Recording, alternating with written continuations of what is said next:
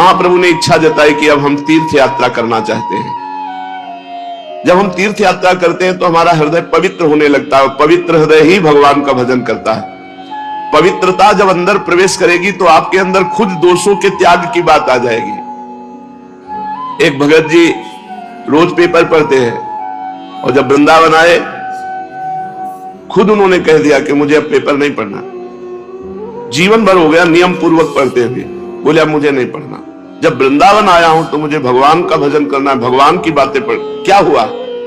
इतनी बड़ी आसक्ति पेपर की होती है कि लोग सुबह से इंतजार करते हैं जैसे भगवान के दर्शन का इंतजार। ऐसे वो इंतजार करते, पेपर आया बस पूरा उस संसार में क्या हो रहा है मोटी हेडिंग में तो एक बार पूरा पढ़ जाए, और वो पूरा जीवन पढ़ते रहे। छोटी छोटी बातों को अपने लोग देखते हैं, धाम का प्रभाव क्यों उनका नहीं। ये सब क्या है? ये भगवान की कृपा है। ये भगवान की कृपा से जब हम धाम में आए तो धाम पवित्रता इतनी प्रदान करता है कि धीरे धीरे सारे दोष, दुर्गुण, ममता ये सब नष्ट होती चली जाती है और जीव अनंत जन्मों से बिछड़ा हुआ भगवान को प्राप्त कर लेता है। आश्विन शुक्ला दशमी का दिवस है। आज ही के दिन भगवान श्री रामचंद्र जी ने लंका पर विजय प्राप्त करने के लिए चढ़ाई की थी। घर घर आनंद मनाया जा रहा है। आज के ही दिन वर्षा काल की परिसमाप्ति समझी जाती है। व्यापारी आज के ही दिन वाणिज्य के निमित्त विदेशों की यात्रा करते हैं। राजागण आज के ही दिन दूसरे देशों को दिग्विजय करने के निमित्त अपनी अपनी सेनाओं को सजाकर राज्य सीमा से बाहर होते हैं। 4 महीने एक ही स्थान पर रहने वाले परिव्राजक सन्यासी जन आज के ही दिन फिर से भ्रमण करना आरंभ कर देते हैं। तीर्थ यात्रा करने वाले भी आज के ही दिन यात्रा के लिए प्रस्थान करते हैं। अब की नवद्वीप में बहुत से यात्रा गया धाम की करने जा रहे थे, तो गौरांग महाप्रभु के मौसा पंडित चंद्रशेखर भी गया धाम को जाना चाहते थे। उन्होंने अपनी इच्छा निमाई को जताई। सुनते ही निमाई बड़ी प्रसन्नता प्रकट की और सची माता की आज्ञा लेकर चैतन्य महाप्रभु भी अपने स्नेही छात्रों के साथ गया जी की यात्रा का निश्चय किया। सब सामान जुटाकर अन्य लोगों को साथ लेकर ये गया धाम के लिए चल पड़े। इस प्रकार अपने सभी साथियों के साथ आनंद मनाते और प्रेम में श्री कृष्ण कीर्तन करते हुए मंदार नामक स्थान पर पहुंचे। इन स्थान में पहुंचकर इन्हें बड़े जोर से बुखार आ गया। इनके साथी इनकी ऐसी दशा देखकर बहुत अधिक चिंतित हुए, भांति भांति के उपचार करने लगे, किंतु इन्हें किसी प्रकार भी लाभ नहीं हुआ। अंत में इन्होंने अपनी औषधि अपने आप ही बताई। इन्होंने कहा मेरी व्याधि इन प्राकृतिक औषधियों से नहीं जाएगी, यह रोग तो असाध्य है। एकमात्र इसकी औषधि है भगवान की कृपा। भगवान की प्रसन्नता से ही यह रोग जाएगा। यदि भजन करने वाले वैष्णवों की पूजा की जाए तो भगवान की कृपा प्राप्त हो जाती है। जो ब्रह्म ऋषि जन है, जो वैष्णव जन है, यदि इनकी चरण सेवा हो तो भगवान प्रसन्न हो जाते हो। भगवान प्रसन्न हो जाए तो सब रोग दोष मिट जाते हैं। भगवान ने स्वयं कहा है कि अग्नि और ब्राह्मण ये मेरे 2 मुख हैं। नाहम तथाग्नि यजमान वीर विताने अच्युतो घृतप लुट मदन दुतभुंक्त मुखेन। अग्नि में खूब आहुति देने से मैं उतना प्रसन्न नहीं होता जितना बढ़िया खीर और घी टपटपाता हुआ हलवा ब्रह्म ऋषि और वैष्णव जन को पवाया जाए तो मैं जितना प्रसन्न होता हूं उतना अग्नि में आहुति देने से नहीं प्रसन्न होता।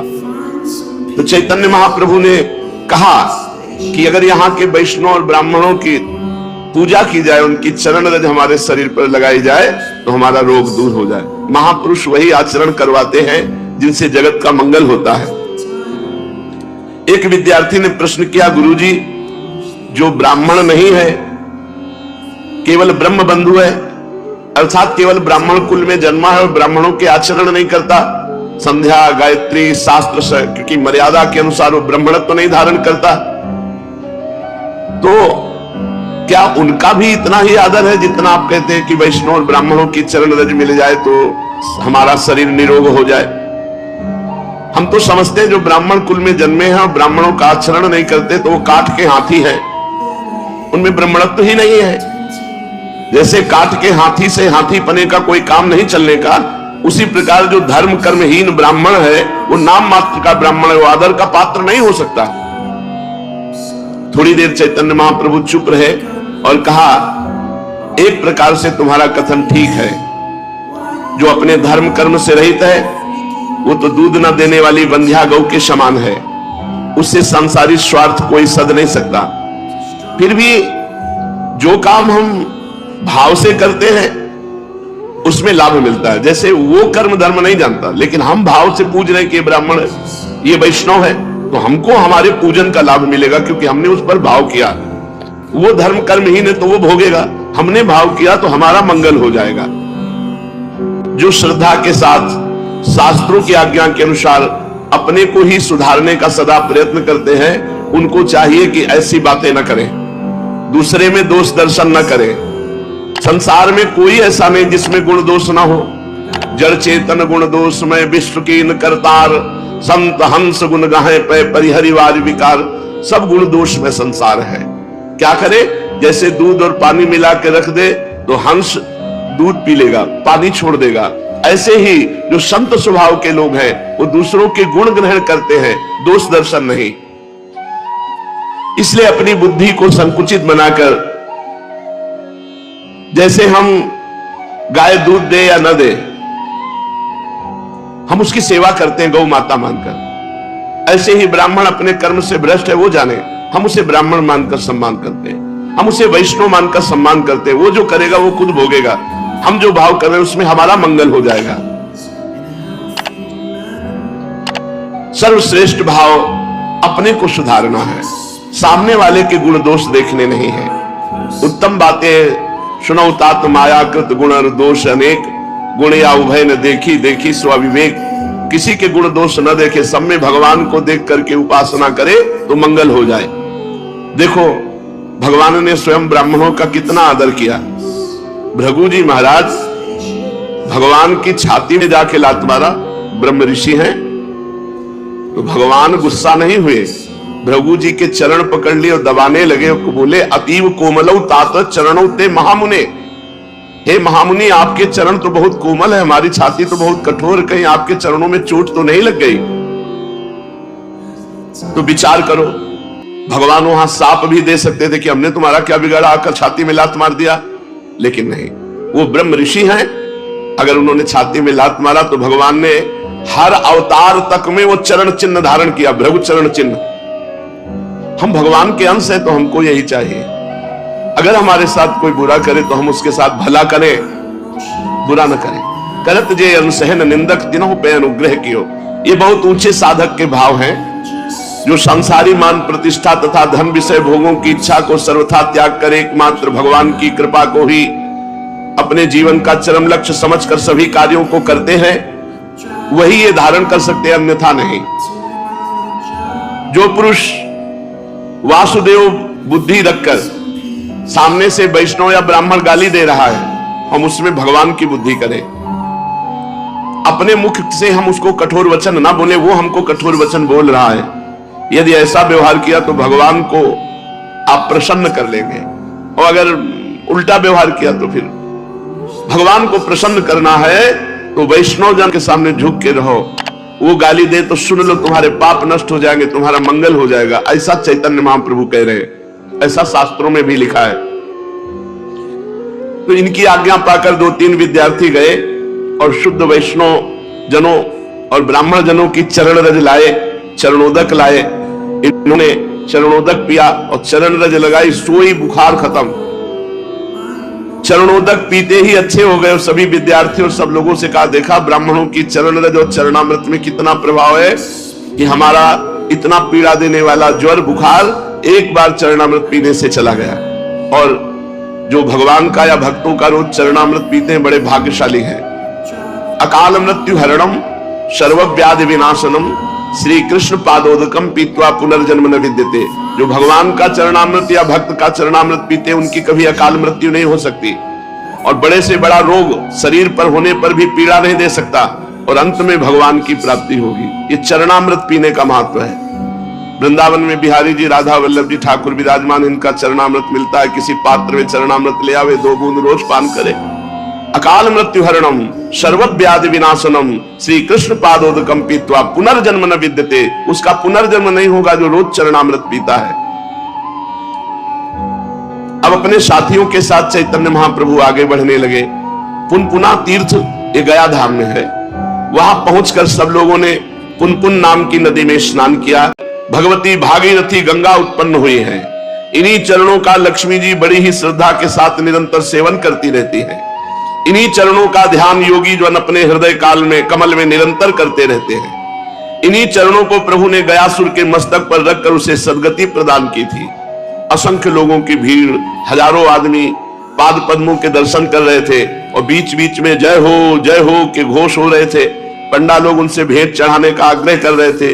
बार बार पाद पद्मों का पुण्य महात्म सुनाया जा रहा था। पाद पद्मों का महात्म सुनते ही चैतन्य महाप्रभु आत्म विस्मृत हो गए।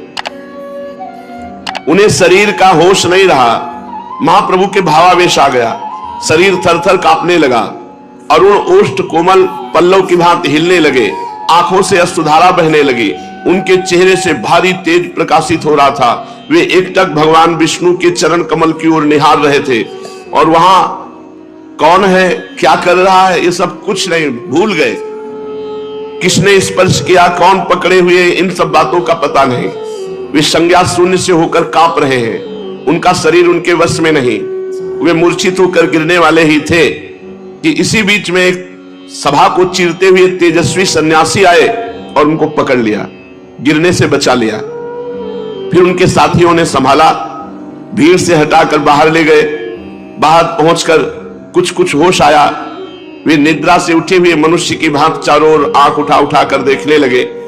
सहसा उनकी दृष्टि एक तेजस्वी सन्यासी पर पड़ी जो गिरते हुए से पहले उन्होंने संभाला था। उन्हें देखकर चौंक उठे। उनके आनंद का वारा पार नहीं रहा। इन्होंने दौड़ करके सन्यासी जी के चरण कमल पकड़ लिए। अपनी आंखों से अश्रु विमोचन करते हुए सन्यासी ने इन्हें उठाकर गले से लगा लिया। इनके स्पर्श मात्र से सन्यासी महाशय बेहोश हो गए।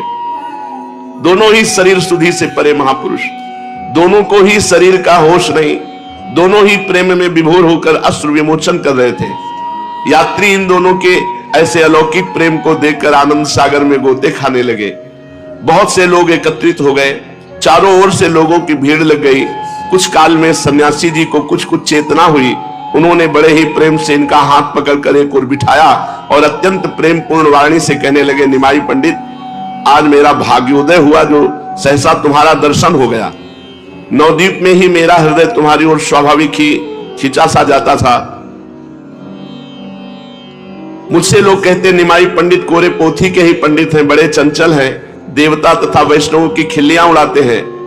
आप उन्हें अपना श्री कृष्ण लीलामृत सुनाकर क्या लाभ उठावेंगे? कोई कोई तो यहां तक कहता अजी ये पूरे नास्तिक है, वैष्णवों को छेड़ने में इन्हें मजा आता है। मैं उन सबकी बातें सुनता और चुप हो जाता। मेरा अंतःकरण इन बातों को कभी स्वीकार ही नहीं करता था। ये ईश्वरपुरी जी महाराज, मैं बार बार यही सोचता था, निमाई पंडित जैसे सरस सरल सहृदय और भावुक पुरुष भक्तिहीन कभी नहीं हो सकते। इनके मुख का तेज ही इनकी भावी शक्ति का परिचय दे रहा है। आज आपके भाव दर्शन के रूप को देखकर आनंद की सीमा नहीं रही। मैं कृतकृत्य हो गया। भगवत दर्शन से जो आनंद मिलता है उसी आनंद का मैं अनुभव कर रहा हूं। मैं अपने आनंद को प्रकट करने में असमर्थ हूं। इतना कहते कहते सन्यासी महाशय का गला भर आया। आगे वे कुछ और भी कहना चाहते थे किंतु कह नहीं सके। उनके नेत्रों में से अश्रुधारा भी पूर्ववत बह रही थी। सन्यासी महाराज की बातें सुनते सुनते इन्हें कुछ चेतना हो गई थी, इसलिए रुधे हुए कंठ से कुछ अस्पष्ट स्वर में इन्होंने कहा, प्रभु आज मैं कृतार्थ हुआ, मेरी गया यात्रा सफल हुई, मेरी असंख्यों पीढ़ियों का उद्धार हो गया। जो यहां आने पर आपके दर्शन का सौभाग्य प्राप्त हुआ। तीर्थ में श्राद्ध करने पर तो पितरों की मुक्ति होती है, जिनके निमित्त श्राद्ध तर्पण आदि कर्म किए जाते हैं, किंतु आप जैसे परम भागवत संत के दर्शन से करोड़ों पीढ़ियों का स्वतः उद्धार हो जाता है। आप जैसे संत भागवत वैष्णव के दर्शन से करोड़ों पीढ़ियों का उद्धार स्वतः हो जाता है। सब लोगों को आपके दर्शन दुर्लभ है। जिनका भाग्योदय होता है उन्हीं को आपके दर्शन होते हैं। ये कहते कहते इन्होंने फिर से सन्यासी महाशय के चरण पकड़ लिए। सन्यासी जी ने हठ पूर्वक अपने चरण छुड़ाए और इन्हें प्रेम वाक्यों से आश्वासन दिया। समझ गए होंगे कि सन्यासी महाशय कौन है। ये वे ही भक्ति बीज के अंकुरित करने वाले श्रीमन माधवेंद्र पुरी जी के सर्वप्रधान प्रिय शिष्य श्री ईश्वरपुरी जी हैं। जिन्हें अंतिम समय में गुरुदेव अपना संपूर्ण तेज प्रदान करके इस संसार से तिरोहित हो गए थे। नवद्वीप के प्रथम मिलन में ही ये निमाई पंडित के अलौकिक तेज और अद्वितीय रूप लावण्य पर मुग्ध होकर इन्हें एकटक देखते रह गए थे। इन्हें इस प्रकार भली भांति देखते रहने का सुअवसर प्राप्त हो सकेगा, इसलिए निमाई पंडित ने हंसकर कहा, आज हमारे घर ही भिक्षा कीजिएगा और दिन भर देखते रहिएगा। उनकी प्रार्थना पर ये सन्यासी जी उनके घर भिक्षा करने गए थे और कुछ काल तक अपने स्वसंपादित ग्रंथ श्री कृष्ण लीलामृत को भी उन्हें सुनाते रहे। तभी से पूरी महाशय के हृदय पटल पर इनकी प्रेममयी मनोहर मूर्ति खिंच गई थी। आज सहसा भेंट हो जाने पर दोनों ही आनंद में डूब गए और आनंद के उद्योग में उपर्युक्त बातें हुई। पूरी महाशय की आज्ञा लेकर निमाई पंडित अपने स्थान के लिए विदा हुए। जहां रुके हुए थे वहां पहुंचकर इन्होंने साथियों को संग लेकर गया के सभी मुख्य तीर्थों के दर्शन किए और वहां जाकर यथाविधि शास्त्रीय रीति के अनुसार श्राद्ध और पिंडदान आदि करके पितृ कर्म किए। अंत में भगवती फल्गु नदी में जाकर इन्होंने पितरों के लिए बालुका के पिंड दिए। फल्गु का प्रवाह गुप्त है, उसका जल नीचे ही नीचे बहता है, ऊपर से बालू ढकी रहती है। बालू को हटाकर जल निकाला जाता है और यात्री उससे स्नान संध्या आदि कृत्य करते हैं। प्रेत गया, राम गया, युधिष्ठिर गया, भीम गया, शिव गया आदि 16 गया में निमाई पंडित ने अपने साथियों के साथ जा जाकर पितरों के पिंड और श्राद्धादि कर्म किए। सब स्थानों में दर्शन तथा श्राद्ध करके ये अपने ठहरने के स्थान पर लौट आए। संसार में उन्हीं मनुष्यों का जीवन धारण करना सार्थक कहा जाता है जिनके हृदय पटल पर हर समय मुरली मनोहर मुकुंद की मंजुल मूर्ति नृत्य करती रहती हो, जिनके कान भगवान के मनोहर मुरली का भगवान की लीला कथा को श्रवण करते रहते हो, उनके कान धन्य हैं। जिनके नेत्र भगवान का दर्शन संत दर्शन करते हैं, उनके नेत्र धन्य हैं। जो मन भगवान के भयहारी चरणारविंद का निरंतर मधुराति मधुर मकरंद पान करता रहता, वो मन धन्य है। और जो तन भगवान की सेवा में, भगवान के धाम में, भगवान के लिए है, वो तन धन्य है। संपूर्ण संसार को अपनी पदरज से वो पावन बना देता है जो हर समय भगवान का भजन करता रहता है, जो हर समय भगवान का नाम जप करता है। उसकी वाणी में सामर्थ्य होती है, जो बोल दे तो जीवों का कल्याण हो जाए, वो देख ले तो जीवों का कल्याण हो जाए। सतरति सतरति सा लोकान तारयति, वो स्वयं तर जाता है, स्वयं तर जाता है, लोगों को तार देता है। निमाई पंडित की हृदय कंदरा में से जो त्रैलोक के पावन प्रेम से स्रोत उमड़ने वाला था, जिसका सूत्रपात चिरकाल से हो रहा था, अद्वैताचार्य आदि भक्तगण जिसकी लालसा लगाए वर्षों से प्रतीक्षा कर रहे थे, उस स्रोत का पृथ्वी पर परिस्फुट होने का सुहावना समय अब सन्निकट आ पहुंचा। जगत विख्यात गया धाम को ही उसके प्रकट करने का अखंड यश प्राप्त हो सका। यही पावन पृथ्वी इसका कारण बन सकी। आहा वसुंधरा पुण्यवती च तेनो, सचमुच वो वसुंधरा बड़ी भाग्नी है जिसके संसर्ग में किसी महापुरुष की लोक विख्यात घटना के साथ हो सके। वही संसार में पावन तीर्थ के नाम से विख्यात हो जाता है।